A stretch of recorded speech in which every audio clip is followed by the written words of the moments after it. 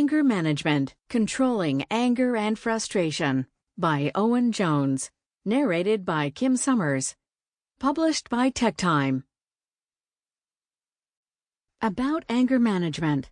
When thinking about anger management, it is worth taking a closer look at anger and aggression in order to gain a deeper understanding of the emotions and strive toward applying anger management solutions.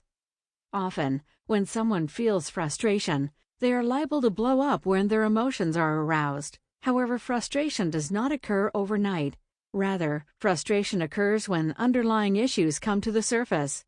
Therefore, frustration is a deep, unrelieved sense or state of lack of confidence and dissatisfaction, arising from unsettled grievances and/or unsatisfied needs and desires. Anger, then, is the feeling a person gets when he or she does not get their way, or when a series of issues, which had lain dormant, waiting for the time to flare up, eventually rise to the surface. Aggression is a forceful act or method employed to dominate another individual. Aggression is an argumentative, harmful, or destructive mode of behavior, particularly when instigated by frustration. Aggression can be good if your life is in danger, but in most instances, aggression just causes harm. Assertiveness, on the other hand, is an effective form of communicating your feelings to another individual without causing injury, destruction, or argument. Assertiveness is a strong, bold, confident quality we have within us that helps us to defend our rights when others are trying to deprive us of them. If we learn the difference between aggression and assertiveness, we will be learning a good behavioral pattern, while at the same time taking control of our lives and avoiding future problems.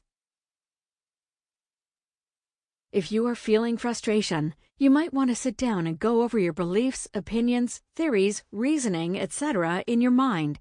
By reviewing the sources that make you angry, you can reduce the tension when you see your anger brewing.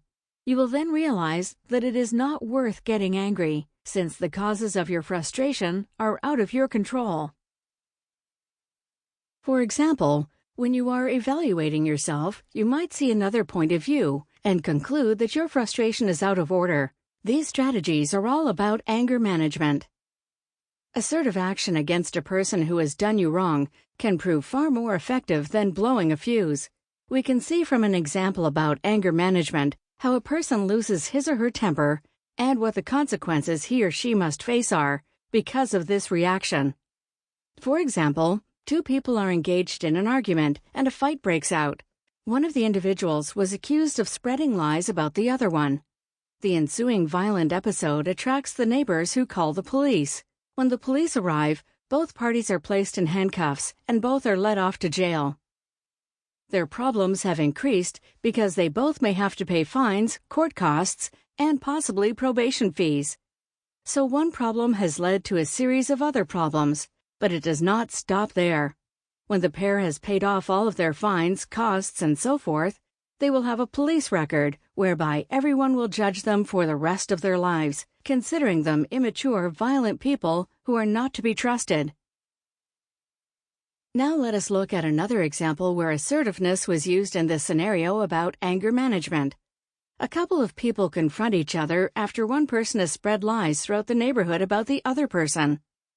The person victimized by the rumors walks up to his friend and asks, "Why are you telling people that I have a drinking problem?" The other person says, "I did not tell anyone that you have a drinking problem." "Wrong," says the first person. "You told my best friend who is not a liar." "Well, I assumed that you had a drinking problem because you were drinking every time I came to your house." "Just because I am drinking every time you come by my house doesn't mean that I have a problem. I refuse to allow you to continue dragging my name through the mud, and I won't allow you to visit my house again if you keep telling lies about me. Friends don't hurt friends, so if you have any problems with me, just talk to me about them, instead of going behind my back." What a very good outcome! This person did a great job asserting himself, and the results will surely prove successful. Let's see what happens next. "I'm sorry, I really didn't mean to offend you. I will talk to you next time I have a problem with you. However, I am still concerned that your drinking may be a problem, since you do drink every time I come around to your home." "Well, okay then, let's go to my place and discuss that." Sample complete. Ready to continue?